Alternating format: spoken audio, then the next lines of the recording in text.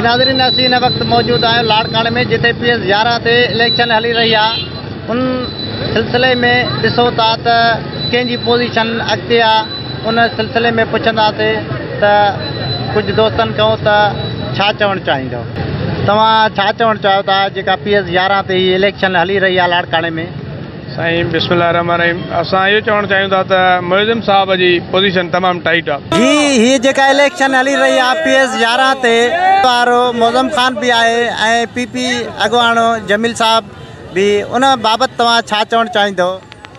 सभ खां पहिरियों ई त मां ॿुधायां, मां हिन UC जो सदर आहियां पाकिस्तान पीस पार्टीअ तरफ़ां। ऐं हिन वक़्तु जेके GDA जा उम्मीदवार आहे मुइज़िम ख़ान अब्बासी साहब, उहे जेके आहिनि से बौखलाइजी चुका आहिनि। ऐं हू जेके आहिनि सिंध दुश्मन जेके पार्टी आहे MQM, उन्हनि जे जेके आहिनि असेंबली में सथारी आहिनि। त उहे जेके आहिनि से सिंध जे मसइलनि जे लाइ, सिंध जे माण्हुनि जे हक़ूक़ जे लाइ छा था गुमराह कयो थो वञे त असां सिंध जे लाइ हीअं कंदासीं। पर इहा वाहिद पार्टी आहे पीपल्स पार्टी, जंहिं सिंध असेंबली में रेज़ोल्यूशन उहो रिजेक्ट करे MQM जे मुंहं में आयो ऐं GDA वारनि खे